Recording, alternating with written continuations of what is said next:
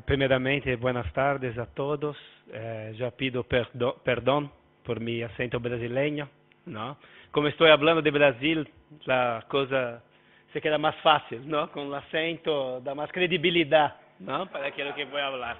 Então, ¿no? Também me gostaria agradecer, ¿no? Eu posso agradecer a invitação de Pepe, de Mário. É sempre um honor poder participar de esses eventos com ustedes. E também agradecer a la UNED e dizer que é um gosto, ¿no? Compartilhar o espaço acadêmico com novos amigos e viejos amigos como o professor Walter, que estamos aqui na mesma mesa. Bueno, entrando já na questão brasileira, ¿no?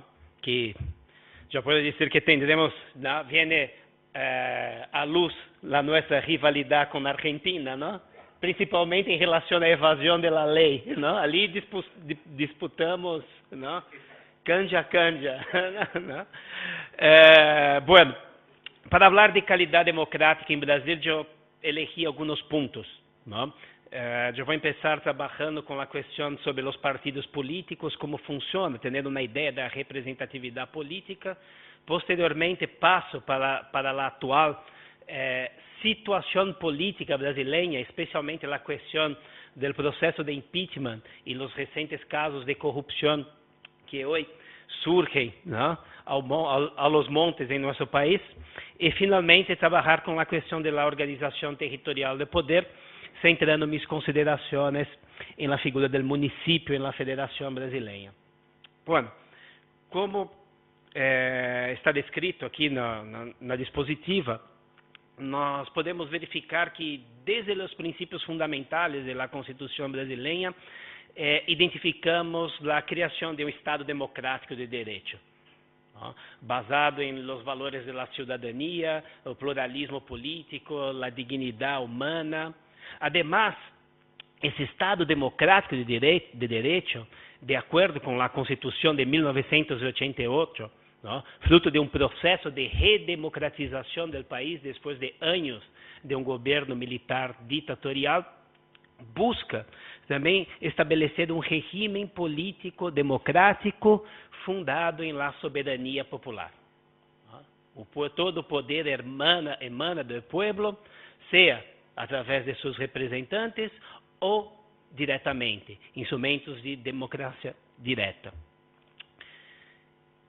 Contudo, não obstante essas diretrizes constitucionais, verificamos também que o regime político brasileiro é marcado por uma democracia partidista. Não há como alcançar o poder político em Brasil, senão através de uma competição entre partidos políticos que se dá através de eleições periódicas, livres e justas. Então, para um indivíduo chegar ao poder em Brasil, alcançar um cargo político em Brasil, na esfera de poder executivo ou legislativo, deve utilizar estas instituições. A democracia brasileira é predominantemente partidista.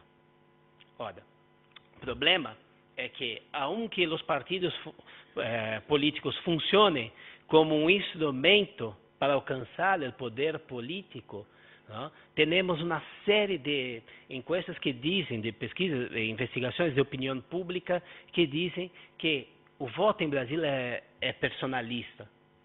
¿No? As pessoas utilizam o voto de acordo com a cara de esse sujeito ou a cara daquele sujeito. ¿No? Vimos nosso último grande líder em Brasil, Luiz Inácio Lula da Silva, ¿no? Membro do Partido dos Trabalhadores, que conseguiu, ¿no? Por força de seu personalismo, ¿no? A ser, ¿no? Sua sucessora Dilma Rousseff, e que depois terá uma série de implicações nos níveis de qualidade democrática de nosso país. Ora, o problema do personalismo justamente afeta, ¿no? Já temos aqui o primeiro efeito em la qualidade democrática, justamente em relação à confiança em las instituições. Os brasileiros não confiam em las instituições, isso é um hecho em Brasil. Começando por los partidos políticos, não? Temos 2 partidos políticos, não? Que podemos dizer com maior inserção popular, Partido dos Trabalhadores, por força, não? De líder, não? Por força do personalismo que ingressa dentro da população, Luiz Inácio Lula da Silva, e a social-democracia com outro líder, o ex-presidente Fernando Henrique Cardoso. Ora, o problema é que, nesse sistema de partidos políticos, não? Temos uma série de ideologias, de pluralismos e também um sistema que leva a uma concentração excessiva, um número excessivo de partidos políticos.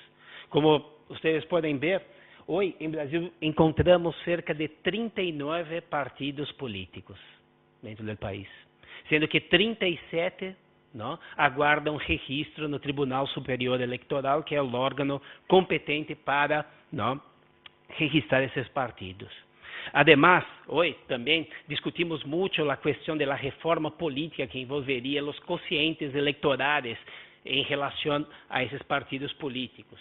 Um exemplo, um dado, aqui uma informação, o número de deputados na Casa Legislativa brasileira. Não temos ali que de los 513 deputados do Congresso Nacional Brasileiro, apenas 36 ingressaram com voto direto, se valendo justamente do quociente eleitoral para ingressar não, dentro da Casa Legislativa. Não, são dados alarmantes e que jogam justamente com os níveis de qualidade democrática no Brasil. Pero, não, uma coisa é certa, não, a opinião pública brasileira, não, e aí temos aqui dados, considera nossas eleições não, como livres e justas. De acordo com dados obtenidos com o projeto VIDEM da Universidade de Gothenburg, não, a pergunta sobre eleições, se no Brasil temos eleições livres e justas, que é formulado com uma série de expertos em todo o mundo. E justamente a resposta é que estamos ali no nível máximo. Eu tenho minhas dúvidas não, em relação a isso, pero, não, desde o ponto de vista político e institucional, as eleições dentro do contexto político brasileiro são consideradas livres e justas. Passamos aqui por um primeiro estándar para a caracterização de uma democracia mínima que possibilite a verificação do índice de qualidade democrática de nosso país. Temos eleições livres e justas. Ok. Como funciona esse processo, a materialidade desse processo, que é justamente o que nos traz, não, na ausência de confiança nas instituições, como disse antes, e nos prejudica em termos de consolidação de nossa democrácia e que nos prejudica em termos de confiança em nossos governantes. Ora, essa ausência de confiança é marcada especialmente por os diversos atos de corrupção existentes em nosso país. Recentemente tivemos 2 casos emblemáticos. Não? O caso do mensalão, que era a compra de votos de los deputados não, pelo governo federal. Não? Lula sempre disse que não sabia de nada, não? Até hoje. Não? E também tivemos a Operação Lava Jato. Não? A Operação Lava Jato foi um esquema de corrupção envolvendo empreendedores, envolvendo políticos, envolvendo todo tipo de autoridade vinculada à Petrobras, a grande empresa estatal brasileira. Não? Logicamente, esses índices de corrupção, como disse Walter, não? Essa percepção que temos, não? Creio que em América Latina, não? Da corrupção já integrada à nossa vida política, prejudica e afeta nossa qualidade democrática. Especialmente porque temos a percepção que fraudar a lei é algo não? Certo. Não? É como que todos devem fraudar a lei. A lei, aquele que obedece à lei, perdão com a palavra, é um tonto. Por quê? Porque temos essa percepção. porque a corrupção em Brasil vai desde a polícia até o presidente da República. Antes de venir, hoje eu li uma notícia, não, que Michel Temer, não, atual presidente do Brasil, não, negociou com os deputados, não, o arquivamento de sua segunda denúncia por crime de corrupção, não, para não ser decretado um novo impeachment em Brasil. Não? A negociação foi justamente, não, liberar os evasores fiscais do pagamento de impostos. Então, eu edito uma medida provisória na lei, um decreto, não, na lei, dentro das esferas de atribuições do presidente da República, negocio com os parlamentares, arquivamos, não, esse caso. Aí eles perguntam, não, como podemos, não, criar, aceitar, não, uma democracia que funcione nesses modos. A percepção da corrupção em Brasil afeta, diminui nossa adesão ao regime. A percepção dessa corrupção estimula, não, a adesão, não, a aceitação de opções políticas autoritárias. Atualmente, o candidato que lidera as encuestas para as próximas presidenciais em Brasil é uma espécie de Trump, não, brasileiro, não, Bolsonaro, não, que defende militares, defende um regime de corte de direitos humanos, não, não sei se vou dizer bem em castelhano, mas seu slogan é bandido bueno é bandido muerto. Não? Então, não, é difícil. Não? Então, essa corrupção afeta todo o desenrolar de nossa vida política e também social. Ora, aqui temos um gráfico sobre os índices de corrupção política em Brasil. Não? Podemos ver desde 1988, quando advém nossa nova Constituição, passando, não, uma barra de los índices, especialmente no período entre 94 e 2013, não, que foi justamente um período de estabilidade política generado pelo Plano Real, que atraído uma estabilidade em relação à hiperinflação, não, que existia em Brasil à época, e não, temos ali 2001 até 2013, governo Lula e os efeitos do governo Lula, o boom de commodities para Dilma. A partir de 2013, não, quando empieza, não, também em Brasil somos um país futeboleiro, não, já sabemos, não, quando vem a Copa das Confederações, começam as protestas contra os gastos que foram hechos para os dois grandes eventos que tivemos em Brasil, o Mundial, não, e as Olimpíadas. Não. Bueno, a partir daí, começa também a venir, não, a conhecimento da opinião pública general todos os atos de corrupção que estiveram vinculados a esses eventos, e temos ali no gráfico, não, uma subida de los índices de, não, percepção da corrupção. Ora, pero, não, o ponto que afeta e muito a democracia brasileira hoje é o caso do impeachment de Dilma Rousseff. Não? Processo que começa em 2015, não? E se encerra em 2016. Não? Dilma Rousseff é acusada de manipular, desobediência da lei, manipular os gastos públicos, desobediência da lei pressupostária. Como se um governante não era isso, não? Uma broma. ¿No? Pero, ¿no? Como se todos os governantes não manejassem, ¿no?, as leis presupuestárias. Además, em Brasil, não lo sei. ¿No? Eu estou falando para alemães aqui, a lo mejor, não lo sei, pero em Brasil, ¿no?, é uma prática. Não, Mário, não. O Brasil é usual. ¿No?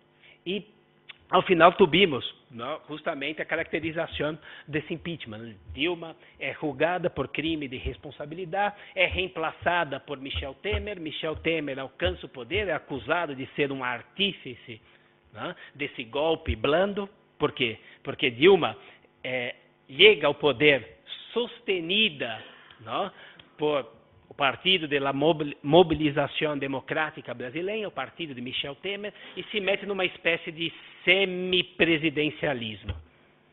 Não? Ora, certo que todo o processo de impeachment tem um componente político justo, não? O Partido dos Trabalhadores, não? Que fizeram todo esse se meteram nessa situação, não? Ao fazer coalizões com o Partido da Mobilização Democrática Brasileira. Não? O problema é que, não?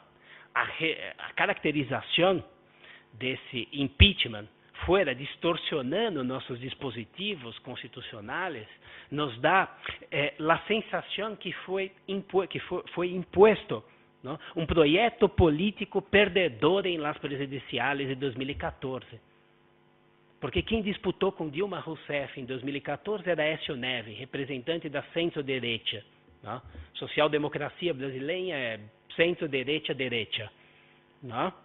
Ora, então, quando chega ao poder Michel Temer, não, já empieza cortando todos os programas sociais, reforma da Previdência, não, e impõe justamente as medidas que foram, não, perdedoras no processo eleitoral, alejando a população desse processo de toma de decisões, levando o nosso voto a nada.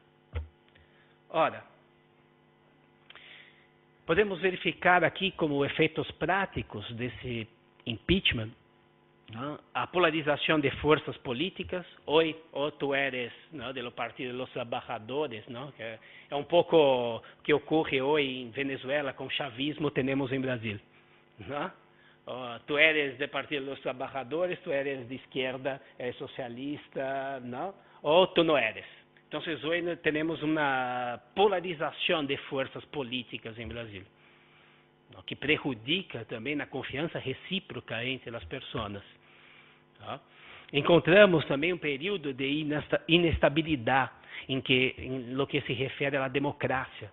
Aqui podemos ver que entre 2015 e 2016 há um retrocesso, na aceitação do sistema democrático brasileiro. Maior retrocesso, não, dentro da América Latina ocorreu em Brasil. Passamos de uma aceitação de 54% para 32%. Podemos verificar também no índice, não, do Democracy Index da The Economist, que a partir de 2015, não, 2016 há uma barra, não, na percepção da qualidade democrática dentro do país. Ora, naquilo que se refere, aqui eu vou acelerar porque já estou com o tempo, não, justo.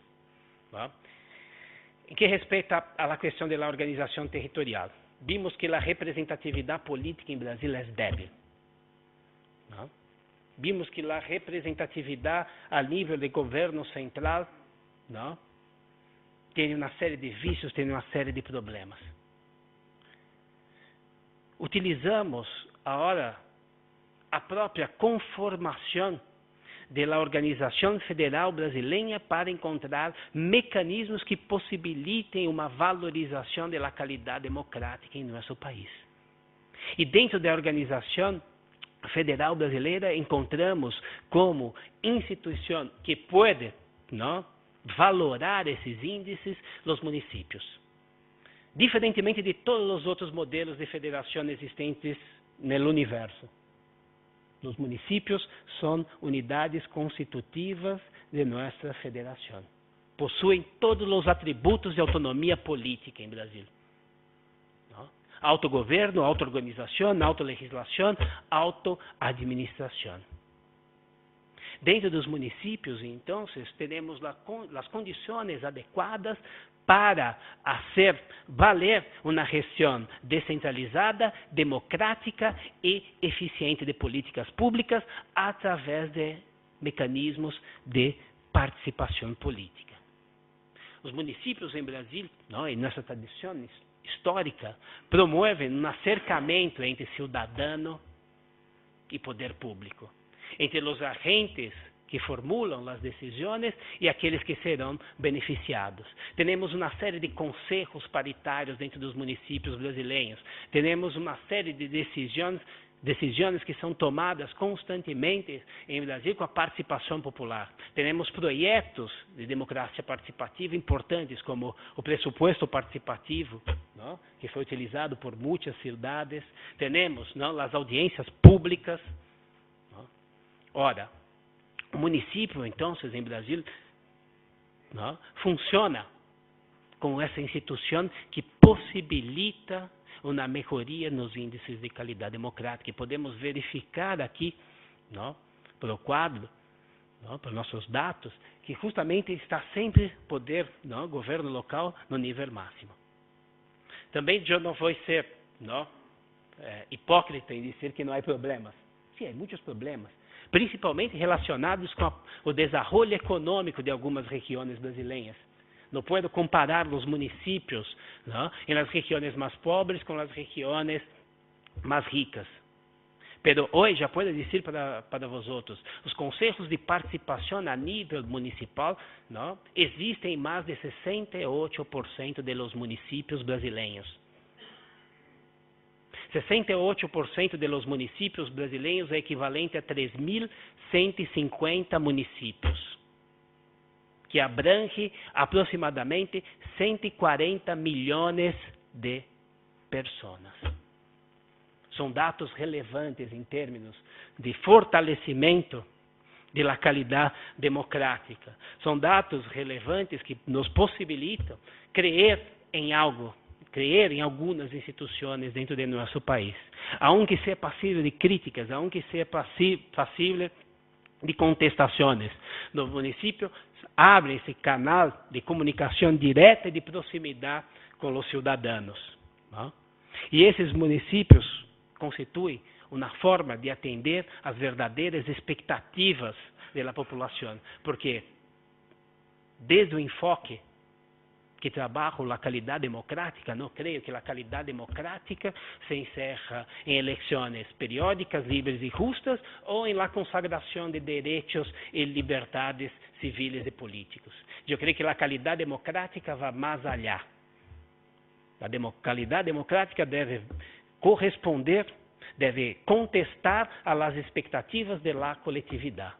A qualidade democrática deve contestar as expectativas da coletividade em termos de desenvolvimento humano.